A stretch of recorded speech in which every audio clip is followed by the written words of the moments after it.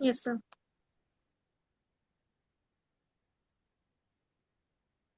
देखो, कल जो हमने एंड किया था वो फॉरेन कंपनी से किया था, गवर्नमेंट कंपनी से किया था। गवर्नमेंट कंपनी से मैं थोड़ा सा रिकनेक्ट करता हूँ आप लोग को। गवर्नमेंट कंपनी क्या होती है? गवर्नमेंट कंपनी ऐसी कंपनी होती है जिसके अंदर सीजी का, एसजी का, पार्टली सीजी पार्टली एसजी, ये किसी गवर्नमेंट कंपनी की सब्सिडरी का कम से कम 51% होल्डिंग हो तो उसको हम बोलते हैं government company. Okay. After that after that हमने पढ़ा था फॉरेन कंपनी। फॉरेन कंपनी क्या होती है? ऐसी कंपनी जो इनकॉर्पोरेट बाहर हुई हो बट जिसका place of business in India हो उसको हम बोलते हैं फॉरेन कंपनी। उसको बोलते हैं फॉरेन कंपनी। उसके बाद हमारा आज का कंसेप्ट है what is section 8 company. Section 8 company कौन सी होती है? जो कि चैरिटेबल ऑब्जेक्ट को प्रमोट करने के लिए बनाई जाती है, दान दक्षिणा के लिए, कॉमर्स को प्रमोट करने के लिए, आर्ट को प्रमोट करने के लिए, स्पोर्ट्स को प्रमोट करने के लिए, एजुकेशन, वेलफेयर, रिलीजन को प्रमोट करने के लिए बनाई जाती है, उसको बोलते हैं सेक्शन 8 कंपनी। इस कंपनी का इंटेंशन क्या होता है? प्रॉफिट्स को अप्लाई करना। बट कहाँ अप्लाई करना? सिर्फ अपने ऑब्जेक्ट को प्रमोट करने में। कौन से object? Art, science, education and welfare. और ऐसी कंपनीज को डिविडेंड डिक्लेयर करना भी प्रोहिबिटेड होता है। एग्जांपल्स क्या है सेक्शन 8 कंपनी के? FICCI, ASSOCHAM, G11, national sport club of India. These are the examples of section 8 companies. The CG have power to grant the license to the person or association of person to register a section 8 company।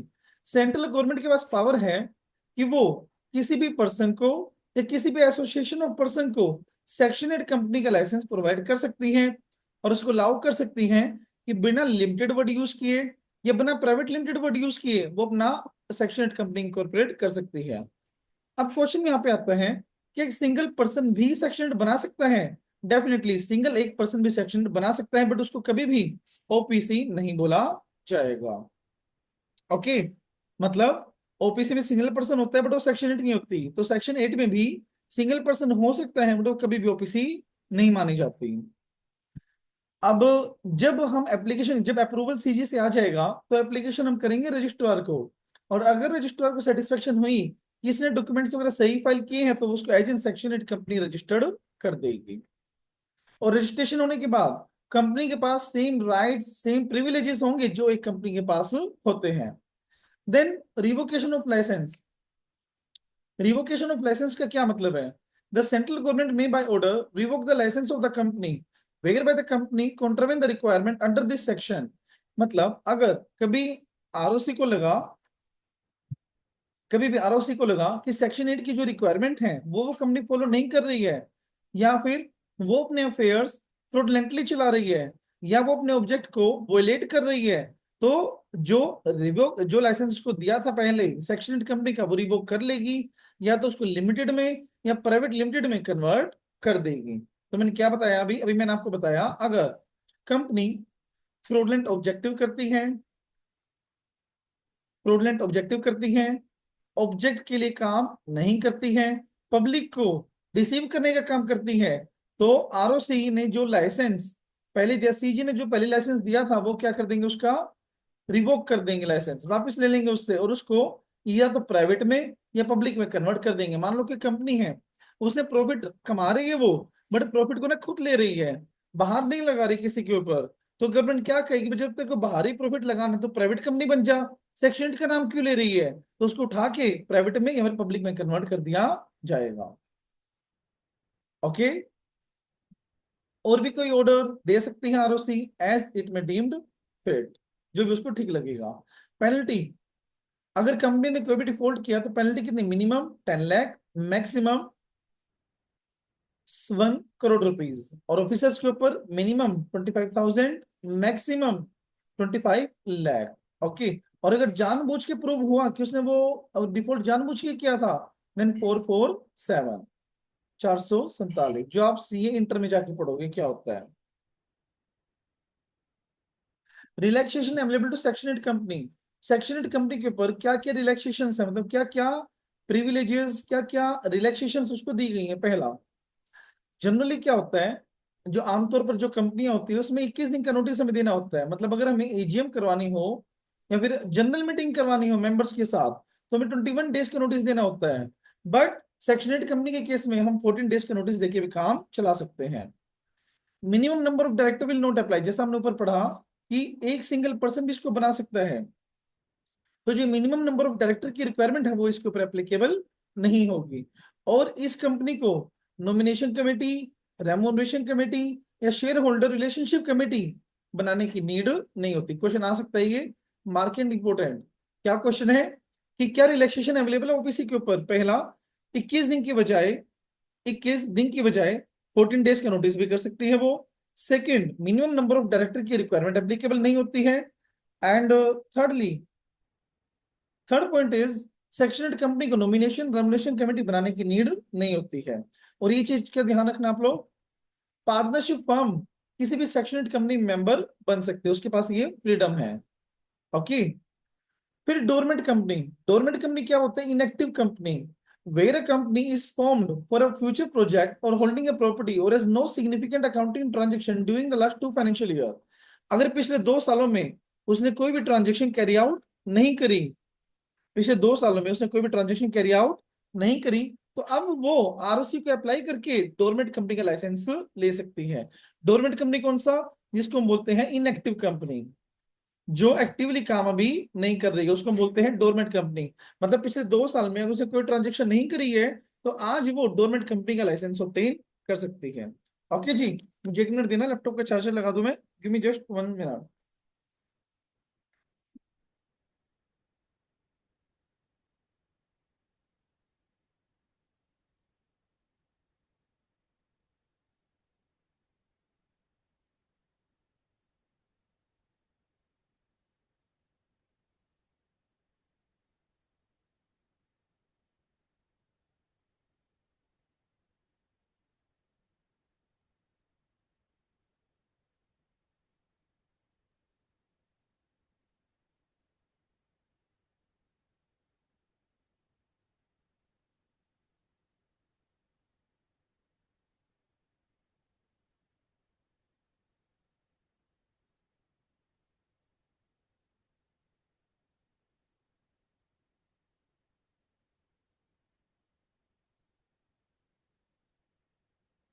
हाँ जी, देखो, अभी dormant company में आपको बता रहा था, dormant company वही company होती है जिसने पिछले 2 सालों में कोई भी सिग्निफिकेंट ट्रांजेक्शन ना करी हो, उसको बोलते हैं डोरमेंट कंपनी। मतलब आरओसी को अप्लाई करके वो डोरमेंट कंपनी का लाइसेंस ऑब्टेन कर सकती है।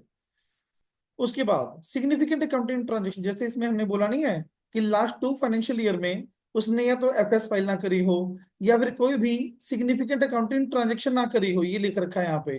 तो ये क्या चीज है सिग्निफिकेंट अकाउंटिंग ट्रांजेक्शन? वो हम देखते हैं, एनी ट्रांजेक्शन अदर देन, मतलब अगर ये चार सुनो ध्यान से, तेजस एंड रक्षाना एंड ऑल, अगर ये ट्रांजेक्शन उसने करी है ना तो वो सिग्निफिकेंट नहीं मानी जाएगी। ठीक है, बट इनके अलावा कोई भी है तो वो क्या मान ली जाएगी? सिग्निफिकेंट। मतलब ये सब सिग्निफिकेंट नहीं, इनके अलावा सारे सिग्निफिकेंट। कौन सी सिग्निफिकेंट नहीं मानी जाएगी? First is payment of fees to ROC, other payment to fulfill the requirement of this act, allotment of shares and payment for maintenance of office and records। ये सारी चीजों को लेके जो ट्रांजेक्शन, जो पैसे मैंने दिए हैं, net are not significant transaction, but इनके अलावा कोई भी है तो वो सिग्निफिकेंट माना जाएगा। Mode of registration incorporation of a company. अब एक कंपनी को इनकॉर्पोरेट हम कैसे करें? हाँ जी तेजस बताओ। सर अगर जैसे जो कंपनी है उसने लेंड किया मतलब कुछ मनी बैंक से ताकि वो कुछ मशीनरी खरीद सके। ठीक लेकिन है। क्या हुआ कि उस जो लेंडेड मनी है उसको पेमेंट करने के लिए वो इंस्टॉलमेंट्स पे करती रही कंपनी, लेकिन और कोई ट्रांजैक्शन नहीं की। तो वो इंस्टॉलमेंट्स वाली ट्रांजैक्शन। बिल्कुल मानी जाएगी। क्यों? देखो अब बात सुनो। अब रीपेमेंट ऑफ लोन, ये आपकी बात है राइट तेजस?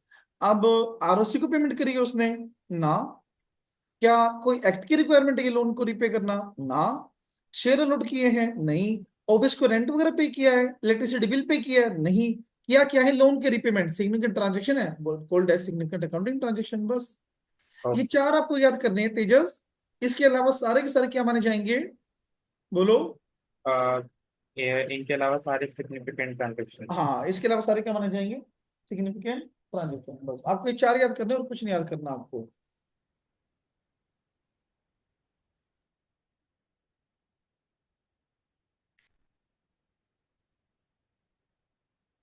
वहां पर वेदर कैसा है आज? यहाँ तो बहुत तो तूफान आया हुआ है, लाइट वाइट नहीं है सुबह से। वहां पर कैसा है रक्षाना, चेन्नई में? यहाँ कुछ नहीं है। यहाँ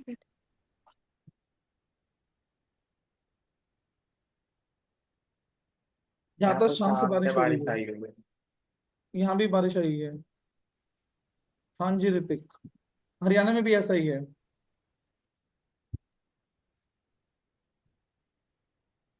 बारिश भी खूब हुई है यहाँ तो भी, जस्ट हटके अभी भी नोटिफिकेशन आई कि बारिश तेज हो सकती है।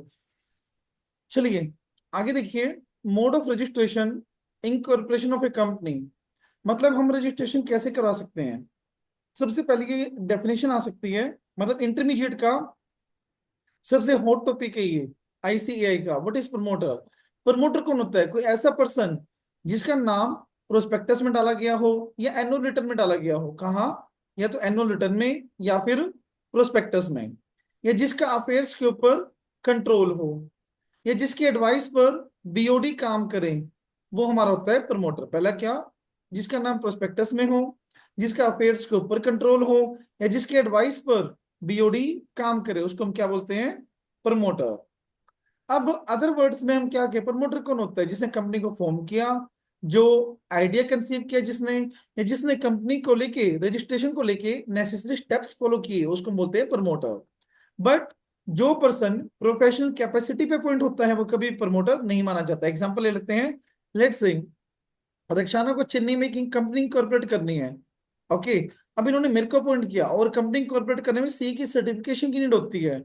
अब रक्षाना ने मेरे को अपॉइंट किया कि चलो सर सीए हैं, सर से इंकॉर्पोरेट करवा लेते हैं। अब ये बताओ, अब जो मैं कहूंगा रक्षाना मानेगी? मतलब मैं कहूँ रक्षाना ये लीगल कंप्लायंसेस आपको ऐसे करने हैं, और रक्षाना वही करेगी, राइट? तो प्रमोटर भी वही करता है, जो प्रमोटर बोलता है बाकी सारे वही काम करते हैं।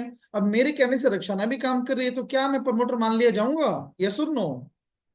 No, I can't be treated as promoter because I am appointed as an professional capacity.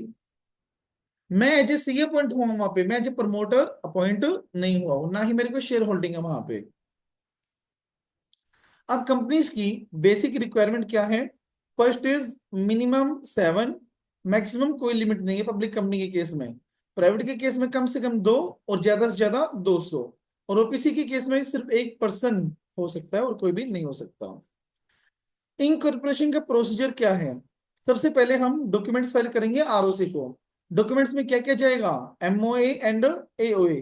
बस ये नोट कर लेना, सफिशिएंट है। बहुत अच्छे नोट बना रखे इस बच्चे ने, ये सारे क्लास नोट्स हैं यहाँ के। ओके, अब देखो, filing of document and information with ROC.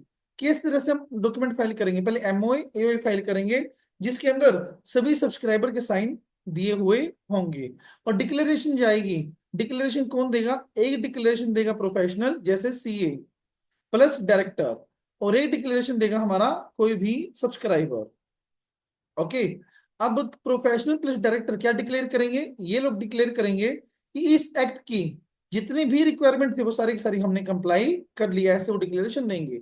Subscriber plus first director क्या डिक्लेयर करेंगे? कि वो लोग कन्विक्टेड नहीं है, उन्होंने कोई भी फ्रॉड पिछले 5 सालों में नहीं किया है, और जितने भी डॉक्यूमेंट्स हैं वो सारे true and correct and complete हैं। कन्विक्टेड नहीं है, गिल्टी ऑफ फ्रॉड नहीं है पिछले 5 सालों में, और सारे डॉक्यूमेंट जो भी सबमिट किए वो करेक्ट एंड कंप्लीट हैं। ऐसे डिक्लेरेशन कौन देगा? Subscriber plus first director. और प्रोफेशनल क्या देगा? कि इस एक्ट की सारी कंप्लायंस हमने कर ली है। एड्रेस फॉर कोरेस्पोंडेंस, कोई भी कम्युनिकेशन करने के लिए एक परमानेंट या टेम्पररी एड्रेस उसको देना पड़ेगा। सब्सक्राइबर के नाम डालने पड़ेंगे। सब्सक्राइबर कौन होता है? सब्सक्राइबर हमारा होता है जो पर्सन कंपनी कॉर्पोरेट होते ही शेयर होल्ड कर लेगा, उसको बोलते हैं सब्सक्राइबर्स। क्या बोलते हैं? सब्सक्राइबर। किसको बोलते हैं? ऐसा कोई पर्सन जो कंपनी कॉर्पोरेट होने के तुरंत बाद शेयर होल्ड करता है, that will be called as subscribers. Okay, फिर हमारा पॉइंट है, फिर जितना भी उनका इंटरेस्ट है किसी और फर्म का वो मुझे मेंशन करना पड़ेगा। मतलब मान लो मेरा जो डायरेक्टर है वो किसी और कंपनी में भी डायरेक्टर है, तो उस कंपनी में मेरा डायरेक्टर कॉमन हो गए, तो इसका नाम भी मुझे यहाँ पे डालना पड़ेगा। अगर डॉक्यूमेंट से आरओसी सेटिस्फाइड हो गई तो वो उस कंपनी का वो नाम रजिस्टर्ड कर देगी और उसको एक सर्टिफिकेट ऑफ इनकॉर्पोरेशन प्रोवाइड कर देगी, और सर्टिफिकेट ऑफ इनकॉर्पोरेशन में सिन नंबर भी डाला जाएगा, और जो डेट उस सर्टिफिकेट में मेंशन है उस डेट से एक कंपनी इनकॉर्पोरेट इंडिया में मानी जाएगी। The company shall preserve all the document at its RO till the date of dissolution. जितने भी डॉक्यूमेंट्स हैं वो कंपनी इनकॉर्पोरेट होने तक, नहीं सॉरी, इनकॉर्पोरेट होने से डिसॉल्व होने तक अपने पास वो मेंटेन करके रखेगी। Okay. Then furnishing of false और इनकरेक्ट इंफॉर्मेशन। अगर हमने कोई गलत इंफॉर्मेशन सबमिट करी है, फर्निश करी, तो क्या होगा?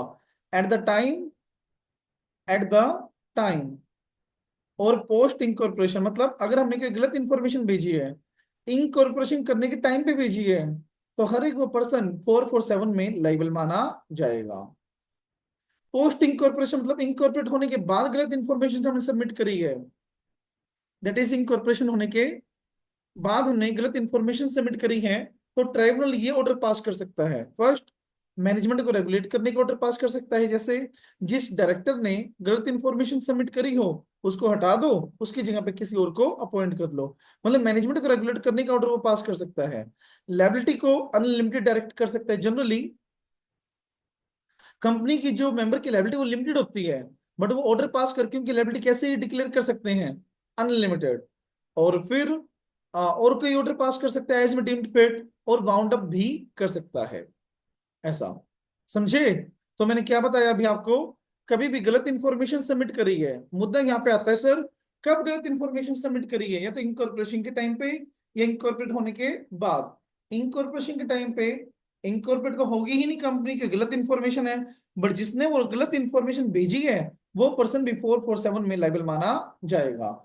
और अगर इनकॉर्पोरेशन के बाद कोई इंफॉर्मेशन भेजी है गलत तो 447 में प्लस ये चार में से कोई भी ट्राइब्यूनल ऑर्डर पास कर सकता है। समझे? Then everybody.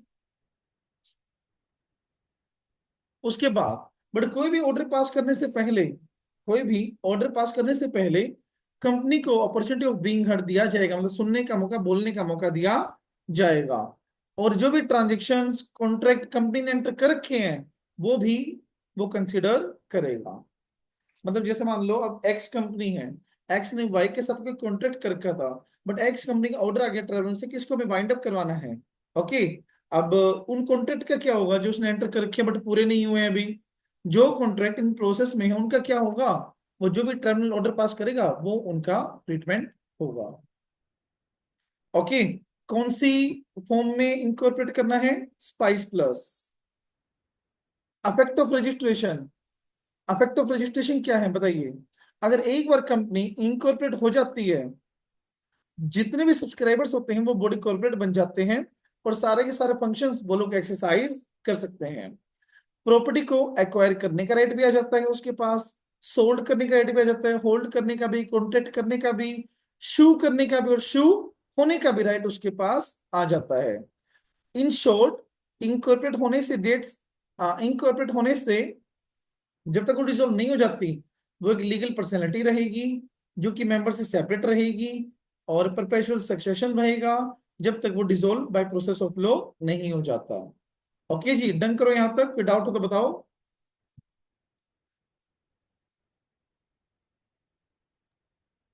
Done करो। उसके बाद affect of memorandum and articles. अगर एक बार एमओए और एओए हमारे रजिस्टर्ड हो गए तो वो कंपनी के ऊपर और मेंबर के ऊपर बाइंड हो जाएंगे। जैसे मेमोरेंडम हमेशा होता है कंपनी और बाहर वालों के लिए, आर्टिकल्स होता है कंपनी और उसके मेंबर्स के लिए। एक बार ये दोनों आरओसी के अंडर रजिस्टर्ड हो गए तो इन दोनों के प्रोविजंस कंपनी के ऊपर, मेंबर के ऊपर, बाहर वाले के ऊपर बाउंड माने जाएंगे। Okay. All money payable by the any member to the company. अगर कोई भी पैसा किसी भी मेंबर ने कंपनी को पे किया है तो वो ये माना जाएगा debt due from him to the company. मतलब मान लो तेजस की कोई कंपनी है, अब तेजस ने ही उसको पैसा पे कर रखा है, बट कंपनी क्या होते हैं सेपरेट फ्रॉम इट्स मेंबर्स, तो तेजस एक थर्ड पार्टी माना जाएगा, यही माना जाएगा कि किसी थर्ड पार्टी से उसको पैसा लिया है और देना है उसे वापस। देन इस चैप्टर का सबसे आसान पॉइंट जो +2 लेवल का है, क्लासिफिकेशन ऑफ कैपिटल। कितने तरह की हमारी कैपिटल होती है? First is authorise capital. ये वो कैपिटल होती है जितना लाइफ टाइम में कंपनी पैसा उठा सकती है। इशूड कैपिटल, जितना कंपनी ने इशू किया है बाहर लोगों को। सब्सक्राइब, इशू में से कितने उन्होंने परचेज कर लिए कि हम लोग इतने शेयर परचेज कर लेंगे, वो होता है हमारा subscribe capital. Then fourth is called up capital, कितना उन्होंने उसमें से कोल्ड कर लिया, कितना पैसा हमें दो वो भी। पेड अप, कोल्ड में से कितना पेड अप कर दिया, बचा हुआ एरियर में चला जाएगा। समझे? तो there are 5 to 6 type of capital. First is authorise, issued, subscribe, called up and paid up capital. Okay जी। Then what is stock? आपके स्टेटमेंट में छोटा सा पॉइंट है ये, what is stock? The pool of fully paid up shares is called as stock. जब हमारे बहुत सारे शेयर्स फुली पेड अप हो जाते हैं तो कंपनी सोचती है इनको अलग अलग करने की बजाय हम इनका एक पूल बना लेते हैं फुली पेड अप का। उसी पूल को हम क्या बोलते हैं? स्टॉक। क्या बोलते हैं? स्टॉक। ओके। और शेयर क्या होता है? Share means a share in a share capital of a company including stock. हर एक शेयर का अपना डिस्टिंग नंबर होता है। ओके। और this represent the interest of share holder in the total capital of company. It is the measure of interest in the company asset to which it entitles. मतलब share क्या होता है? Interest of share holder in the company. और ये reflect करता है कि company के अंदर उस शेयर होल्डर का इतना ज्यादा इंटरेस्ट है, इतना इंटरेस्ट है। टाइप ऑफ शेयर कैपिटल, दो तरह की शेयर कैपिटल होती है, पहली equity and second is preference. अब इक्विटी फिर दो तरह की होती है, with the uniform rights and with the differential rights. Uniform right मतलब क्या होती है? इक्वल वोटिंग राइट है सबके पास। तेजस के पास भी सेम राइट है, रक्षाना के पास भी, मेरे पास, सबके पास सेम राइट है। बट जब सेम राइट ना हो, मतलब एक शेयर हो बट वोट ज्यादा हो, तो उसको हम बोलते हैं equity share capital with the differential right.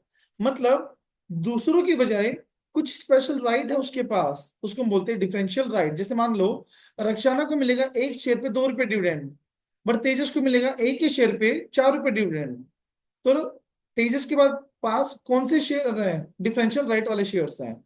रक्षाना के पास कौन से हैं? यूनिफॉर्म राइट वाले, जो आमतौर पर सबको मिलेंगे। समझे? वैसे ही वोटिंग का होता है, वन शेयर वन वोट में काउंट होता है हमेशा। बट तेजस के पास ऐसे शेयर्स हैं जहाँ पे one share equal to multiple votes हैं, काफी सारे वो वोट दे सकते हैं, 3 या 4। तो वो हमारे होते हैं differential right. Preference share capital क्या होती है? Which carries the preferential right with respect to payment of dividend and payment of capital. जिसको वाइंडिंग अप के टाइम पे प्रथम अधिकार मिले पैसा मिलने का, या तो डिविडेंड का या कैपिटल का, उसको हम बोलते हैं प्रेफरेंस शेयर कैपिटल। डन। उसके बाद memorandum of association, it is the charter of the company which define its constitution and the power scope of the company within which it has been established. ये charter कहलाता है company का, और ये power बताता है, scope बताता है जिसके अंदर कंपनी एस्टेब्लिश हुई है।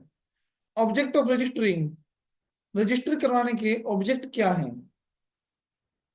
रजिस्टर करवाने के ऑब्जेक्ट क्या है? पहला, ऑब्जेक्ट पता चल जाता है कि क्या कंपनी करना चाहती है, क्या कंपनी कर सकती है, क्या कंपनी नहीं कर सकती है। स्कोप आइडेंटिफाई करता है जिसके बियॉन्ड कंपनी कभी भी नहीं जा सकती, beyond which the company can't go. फिर it enables the shareholder, creditors and all person who deals with the company to know what the power are and what the activities it can engage in। अगर हम MOAOA registered करवा लेते हैं तो इससे हमारे share holder को पता चल जाता है कि हमारी पावर्स क्या हैं, हमारे राइट्स क्या हैं और हमारी ड्यूटीज क्या हैं। ये पब्लिक डॉक्यूमेंट होता है, मतलब जो भी पर्सन कंपनी के साथ डीलिंग कर रहा है, कॉन्ट्रैक्ट में आ रहा है, ये प्रिज्यूम्ड माना जाता है तो उसको उस चीज की नॉलेज सफिशिएंटली है। और एमओए पढ़ के शेयर होल्डर ये पता लगा सकता है कि किस पर्पस के लिए उसका पैसा यूज होगा, कितना रिस्क है उसमें, कितना रिस्क नहीं है। A company cannot depart from the provision contained in the memorandum unless it is necessary to do so. It is thus so it would be ultra virus that is beyond the power and void। मेरी बात सुनिए। अब एक case हुआ था Richie और railway एश्योरी company का। Richie versus railway एश्योरी company का क्या केस लो था? वो डॉक्ट्रिन ऑफ अल्ट्रा वायरस में आएगा, आई थिंक सो। वो बाद में करते, रुक जाओ, आगे कवर होगा वो। इसमें बात सिर्फ यही है, जो मेमोरेंडम में ऑब्जेक्ट हमने डाल दिए तो सेम ऑब्जेक्ट रहेंगे, उससे वो डिपार्ट बिल्कुल भी नहीं कर सकते। अगर कंपनी ने लिखे हुए ऑब्जेक्ट से डिपार्ट किया, वो अलग किया, तो वहां पर वो एक्ट अल्ट्रा वायरस माना जाएगा। ओके। उसके बाद content of memorandum. Content of memorandum में क्या क्या कंटेंट होगा, लेट्स सी। पहला name close, second RO close, registered office close, third association close, fourth object close, five liability close, six capital close. Name close में company का क्या आता है, नाम, या तो प्राइवेट कंपनी या फिर public company. Okay. But section eight company के ऊपर ये क्लोज एप्लीकेबल नहीं होता। और गवर्नमेंट कंपनी लिमिटेड वर्ड भी यूज कर सकती है, और ओपीसी के केस में 1% कंपनी वर्ड यूज कर सकती है। दूसरा क्लोज हमारा था रजिस्टर्ड ऑफिस क्लोज, जहां पे स्टेट मेंशन करते हैं कि किस स्टेट में वो कंपनी इंकॉर्पोरेट हुई है। ऑब्जेक्ट क्लोज, उद्देश्य क्या है कंपनी के, किस लाइन के लिए कंपनी बनी है, क्या उसकी एक्टिविटीज हैं, और वो कभी भी वो चेंज करना चाहती है तो वो चेंज कर सकती है।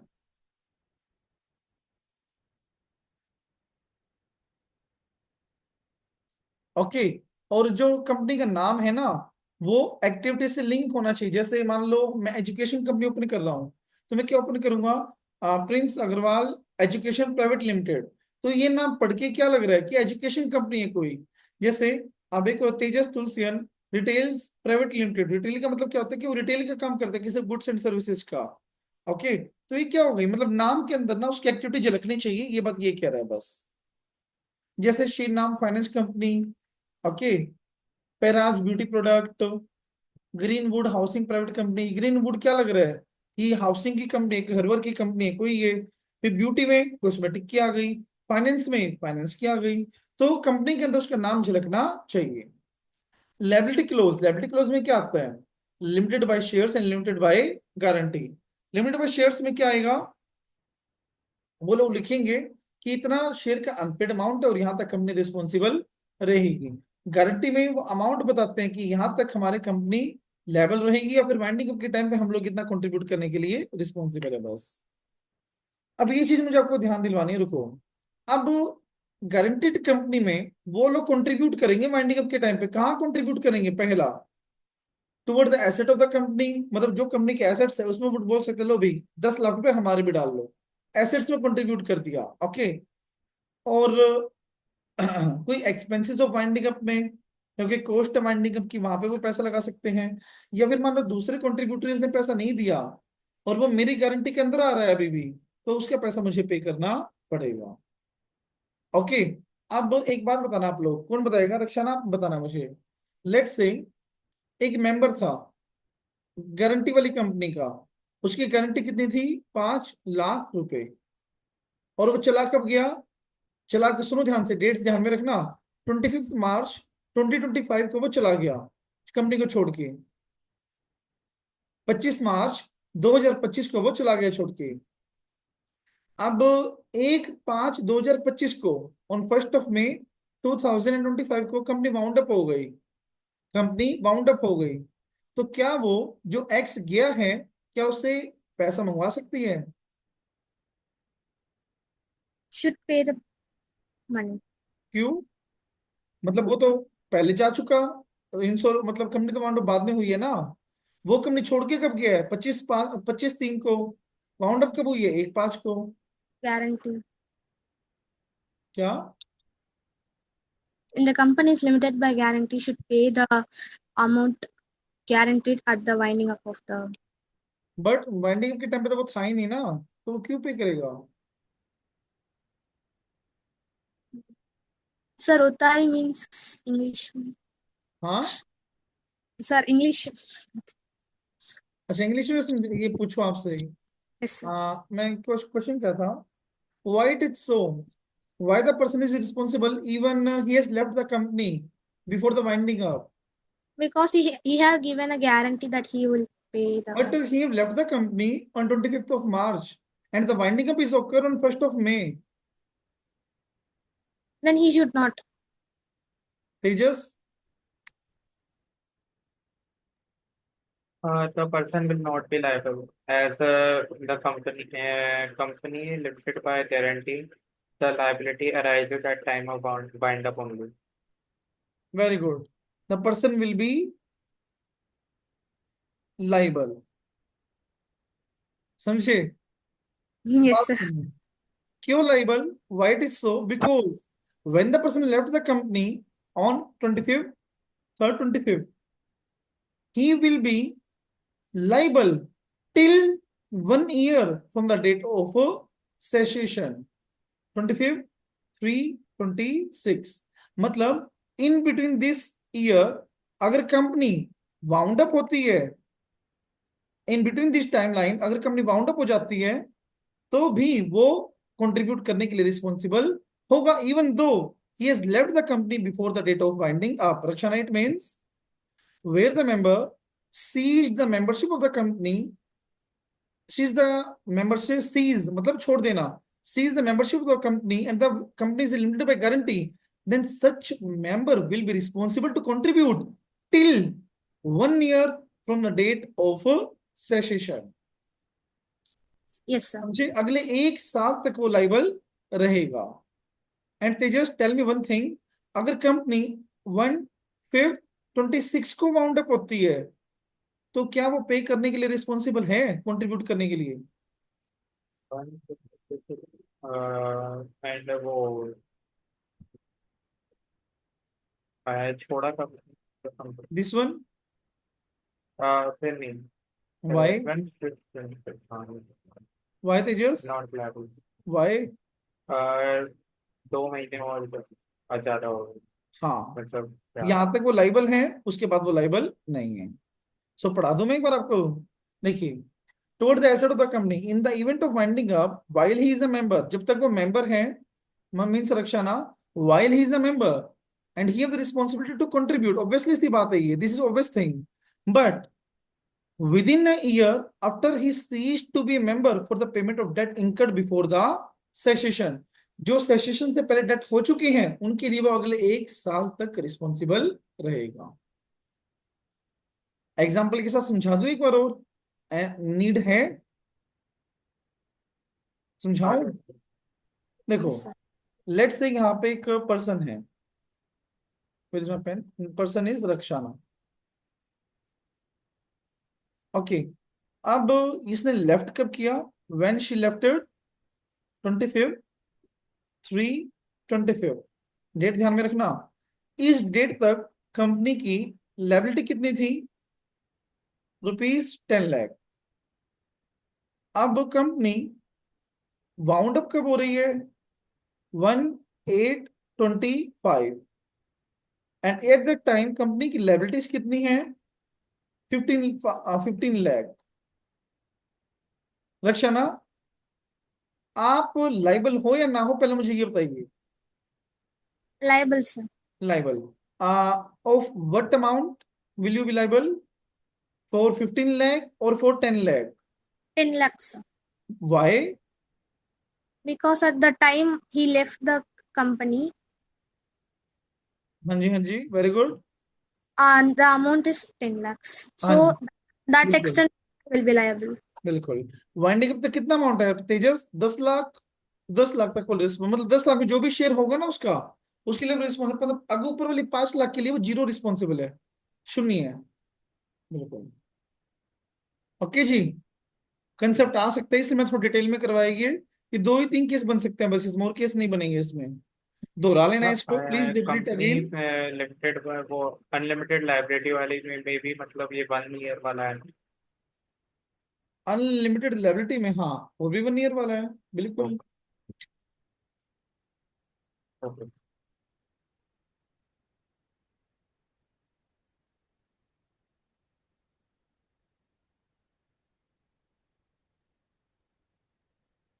कैपिटल क्लोज में क्या आता है? Authorized capital that is divided into number of share of a fixed amount and number of share that subscribe agree to take after incorporation. मतलब कितने कैपिटल है वो डालते हैं बस इसमें हम. Association clause, detail of subscriber to form a company in case of OPC, the name of person who acted as a nominee. ये क्लोज सिर्फ ओपीसी के केस में होता है. जिसमें हम एक मेंबर के साथ साथ एक नॉमिनी का नाम भी डालते हैं। ओके, बस वही होता है और कुछ नहीं होता इसमें।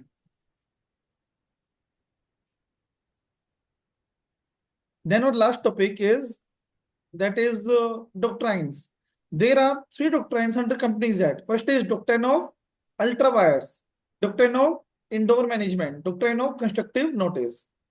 Ultra wires क्या बोलता है? Ultra wires says that अगर कंपनी ने कोई एक्ट बियॉन्ड द पावर जाके किया है, अपनी पावर से अपने ऑब्जेक्ट क्लोज से बाहर जाके किया है, तो वो हमारा बियॉन्ड द पावर माना जाएगा और वो क्या हो जाएगा, और और वो क्या हो जाएगा, नल एंड वॉइड, और कंपनी के लिए वो बाइंड बिल्कुल भी नहीं होगा। ओके, और ये पता कैसे चलेगा कि कंपनी की गलती है, किसकी गलती है? पब्लिक डॉक्यूमेंट है एमओए, एमओए को पढ़ के कोई भी पर्सन पता लगा सकता है कि ये काम कंपनी कर सकती है या नहीं कर सकती है। लेट्स से मेरी कंपनी को फाइनेंस देने का पावर नहीं था, ऑब्जेक्ट क्लोज में था ही नहीं, और तेजस मेरे डायरेक्टर से फाइनेंस लेने आ गया, उसने एग्री भी कर लिया कि वो तेजस को फाइनेंस दे देगा, बट बाद में मेरे डायरेक्टर ने मना कर दिया, तो क्या तेजस मेरे डायरेक्टर को शो कर सकते हैं for the recovery of finance? No, sir. Why? He is deemed to be know the internal because it is presumed that, ऐसे बोलो रक्षाना, थोड़ा सेंटेंस फ्रेमिंग सीखो, इसको ऐसे बोलो, is presumed to have the object clause of the company by reading the memorandum of association, कि वो मान लिया जाएगा कि उसको नॉलेज थी क्योंकि उसने मेमोरेंडम पढ़ लिया होगा, ऐसा हमने प्रिज्यूम किया। क्योंकि ऐसा माना जाता है कि कोई भी पर्सन जो कंपनी के साथ डील करता है, कोई भी पर्सन जो कंपनी के साथ डील करता है उसको डीम्ड नॉलेज है। ओके, तो वो कंपनी को फोर्स नहीं कर सकता और एक्ट हमारा वॉइड हो जाता है बस। ओके, इंस्टेंसेस है कौन से अल्ट्रा वायरस होंगे, अगर ये याद करने आपको, अगर मेमोरेंडम से अल्ट्रा वायरस हो तो वो रेक्टिफाई कभी भी नहीं हो सकता, कभी भी रेक्टिफाई मतलब कभी भी अप्रूव नहीं हो सकता, क्योंकि एमओए हमारी कंपनी का भगवान है। अगर उसमें कोई बात लिख दी ना कि ये करना है तो सिर्फ वही करना है, उसके बाहर जाके हम नहीं कर सकते, वो रेक्टिफाई नहीं हो सकता, बाकी सारी चीजें रेक्टिफाई हो सकती हैं। बट अगर मैंने डायरेक्टर को कोई पावर दी थी, क्या तो 10 लाख का ही लोन ले सकते हो आप, और जब 12 लाख का लोन ले लिया, अभी तो लोन लेने की पावर तो कंपनी को है ना, वो तो मैंने इंटरनली डायरेक्टर को लिमिट किया हुआ था, तो वो एक्ट रेक्टिफाई हो सकता है by passing the special resolution. अगर कोई भी एक्ट मेमोरेंडम के अंदर है, आर्टिकल्स के बाहर है, आर्टिकल्स के बाहर है, तो वो भी ऑल्टर हो सकता है।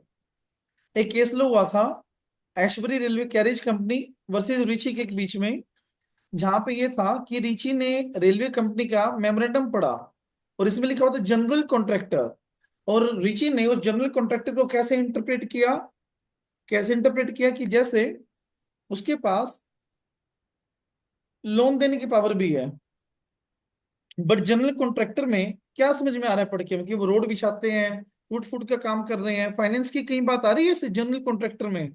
नहीं यार, तो रिची ने गलत पढ़ा। Then Richie will be responsible, director will not bound for any type of contract made with the Richie, made with the Richie. समझे? Doctrine of constructive notice, constructive notice बोले तो डीम्ड नोटिस, ये ultra vires है beyond the power, ये आ गया हमारा constructive notice, मतलब डीम्ड नोटिस। जो भी पर्सन कंपनी के साथ एंटर करता है तो वो मान लिया जाता है कि उसको मेमोरेंडम की प्रिज्यूम्ड या फिर डीम्ड नॉलेज होगी।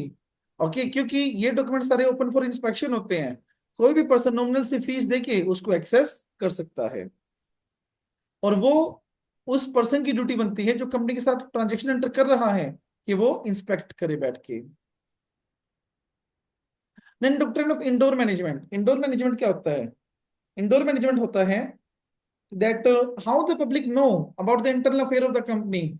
Public are not subordinate of the company, public are not associated with the company, so how the company know each and every internal affair of the company? The public doesn't know, yes or no?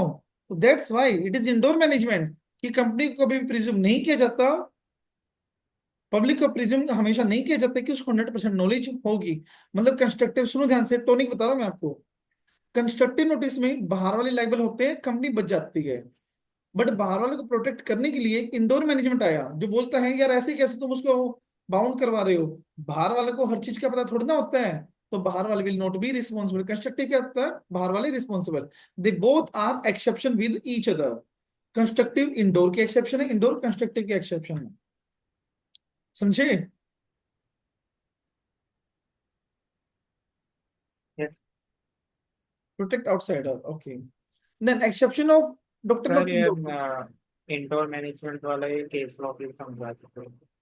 Royal British bank versus Turquand and, wait, एक minute को।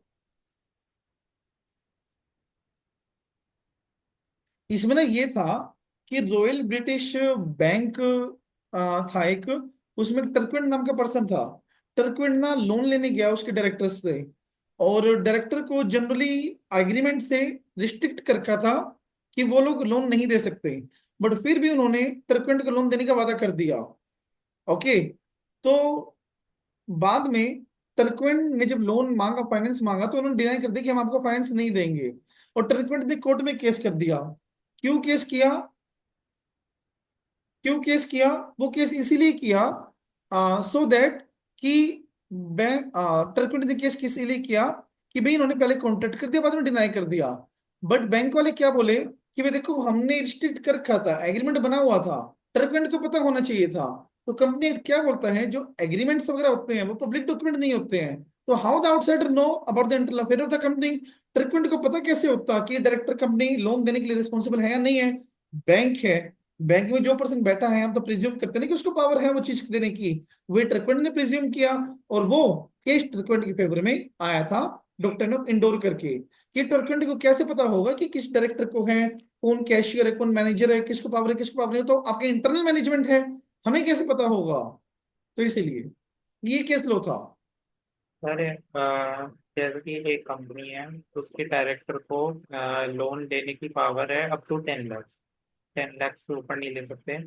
तो फिर उनके director, उस company के director ने क्या किया, 15 लाख का लोन किसी बैंक से ले लिया।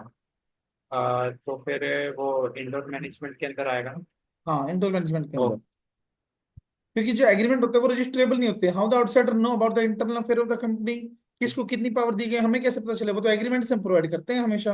एमओए में, एओए में ऐसी कोई बात आती नहीं है। ओके। अब exception of doctrine of indoor management, मतलब इंडोर मैनेजमेंट की क्या एक्सेप्शन है? पहला, नॉलेज ऑफ इरेगुलरिटी, मतलब सामने वाले को गलती का पता हो बट फिर भी वो जानबूझ के कर रहा हो। मतलब मुझे पता है कि सामने वाला गलत है, कंपनी फ्रॉड में है, वो कॉन्ट्रैक्ट पूरा नहीं करी बट फिर भी मैं कॉन्ट्रैक्ट कर रहा हूं, तो किसकी गलती, मेरी या कंपनी की? मेरी गलती। दूसरा, सस्पिशन ऑफ इरेगुलरिटी, मतलब मुझे संदेह था कि उसमें कुछ गलत है, मतलब अगर मैं थोड़ा सा एफर्ट लगाता रक्षाना तो वो डिफेक्ट मेरे सामने आ जाता, बट मैंने ट्राई ही नहीं किया, तो वो भी मेरी गलती। फोर्जरी के केस में कोई डॉक्टर अप्लाई नहीं होता, जिसने फ्रॉड किया हो वही रिस्पॉन्सिबल होता है। अब ना 5 नंबर में नहीं, आउट ऑफ 7 मार्क्स का क्वेश्चन था जून 24 का, सुनना ध्यान से, बिल्कुल ध्यान से सुनना, एक बार रिपीट हो गया पूरा कंसेप्ट। लेट्स से बात ऐसी है, अब मैंने रुको रुको रुको, हाँ, मैंने तेजस को 10 लाख रुपए का लोन दिया हुआ था, ओके, और मैं कैशियर था वहां पे कंपनी में।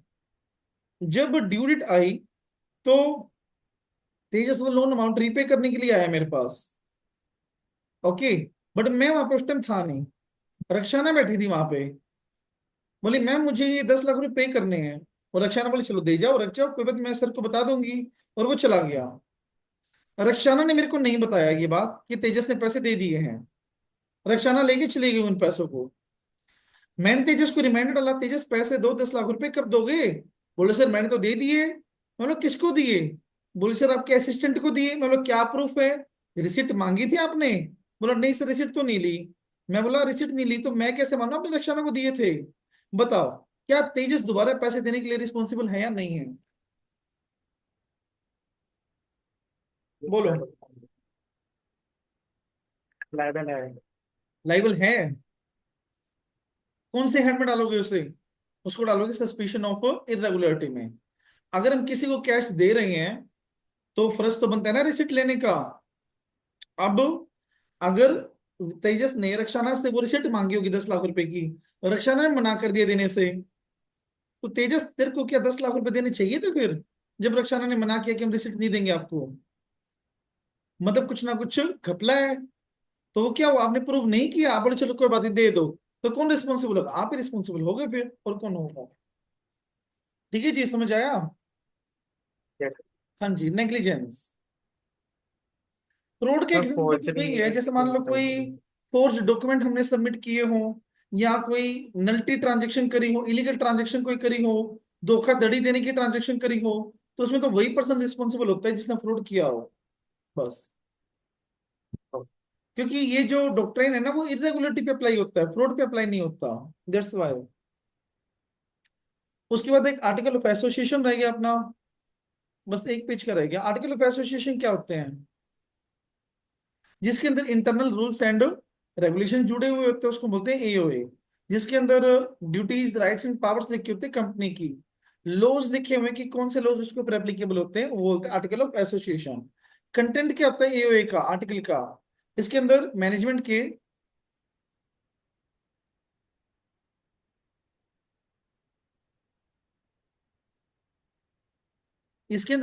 के रूल्स रेगुलेशंस होते हैं, अदर मैटर्स होते हैं, और एंट्रेंचमेंट का प्रोविजन भी होता है। एंट्रेंचमेंट बोले तो to make something more difficult, मतलब किसी आसान चीज को मुश्किल बना देना, उसको हम क्या बोलते हैं, एंट्रेंचमेंट। जैसे पहले एक रिजोल्यूशन 50% में पास हो जाता था, 51% में लगा लो चलो, बट डायरेक्टर ने क्या एग्री किया कि नहीं, 51 पे नहीं, 95 पे एग्री करते हैं इसको। तो पहले 51, सुनो, 51 बंदों की अप्रूवल लेना आसान है, 95 बंदों की अप्रूवल लेना आसान है, 95 की अप्रूवल लेना आसान है, या 51 की अप्रूवल लेना आसान है, 51 की ऑब्वियसली। बट डायरेक्टर ने एग्री किया 95 की लेंगे हम, तो उसने क्या कर दिया, आसान चीज को मुश्किल बना दिया। उसी प्रोविजन को हम क्या बोलते हैं, बोलो, entrenchment, to make something more difficult. अब ये हम फॉर्मेशन पे भी डाल सकते हैं और बाद में भी डाल सकते हैं।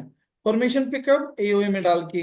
बाद में कब, प्राइवेट कंपनी है तो यूनानिमस रेजोल्यूशन पास करके। अगर प्राइवेट कंपनी है और मैं किसी 50% की चीज को 95 पे करना चाह रहा हूँ, तो जितने भी मेंबर्स है ना, मुझे सबकी अप्रूवल लेनी पड़ेगी उस चीज को लेके।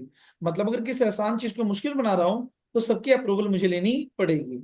और पब्लिक कंपनी है तो स्पेशल रिजोल्यूशन, बस एसआर पास करके मैं एंट्रेंसमेंट अप्लाई कर सकता हूँ। और मुझे फिर एंट्रेंसमेंट अप्लाई करके आरओसी को नोटिस देना पड़ेगा। अब एमओए एओए में क्या डिफरेंसेस है, ऑब्जेक्टिव का, एमओए में ऑब्जेक्ट आता है, एओए में रूल्स आते हैं। रिलेशनशिप, एमओए थर्ड पार्टी के साथ होता है, और एओए अपने आप के साथ होता है, कंपनी और मेंबर के साथ। अल्टरेशन, मेमोरेंडम में थोड़ा डिफिकल्ट है, बट आर्टिकल आसानी से अल्टर हो सकता है। अल्ट्रा वायरस, अगर एमओए के बाहर जाके काम किया हो, तो वो हमेशा नल एंड वॉइड, कभी भी अप्रूव नहीं हो सकता। बट आर्टिकल के बाहर जाके काम किया हो तो एसआर के थ्रू अप्रूव हो सकता है। कर लोगे ये। निधि कंपनी कौन सी होती है, ऐसी कंपनी जो म्यूचुअल बेनिफिट के लिए होती है, मतलब हम अपने बेनिफिट के लिए काम करेंगे, ऐसी कंपनी को बोलते हैं निधि कंपनी। ओके। और ऑफिशियल गेजेट में डाल के कंपनी, किसी भी कंपनी को निधि कंपनी डिक्लेयर कर सकती है, जो हंगर को, पुअर्टी को, थ्रिफ्ट को, भुखमरी को कल्टीवेट करती है, उसको बोलते हैं निधि कंपनी। पीएफआई क्या होती है, ये आया था अभी प्रीवियस ईयर क्वेश्चन में। पीएफआई क्या होता है, जो कि स्टेट और सेंट्रल एक्ट के द्वारा बनी हो, other than companies act, companies act के अलावा किसी और एक्ट में बनी हो, जो जिसकी 51% पीएससी सीजी ने, एसजी ने होल्ड कर रखी हो, और जो फाइनेंस का काम करती हो, जैसे एलआईसी, इंफ्रास्ट्रक्चर फाइनेंस एक्सेट्रा, उसको हम बोलते हैं पीएफआई। ओके, तो ये था अपना कंप्लीट कंपनीज एक्ट। कल हम करेंगे इसके क्वेश्चंस। ओके, और पढ़ना शुरू कर दो।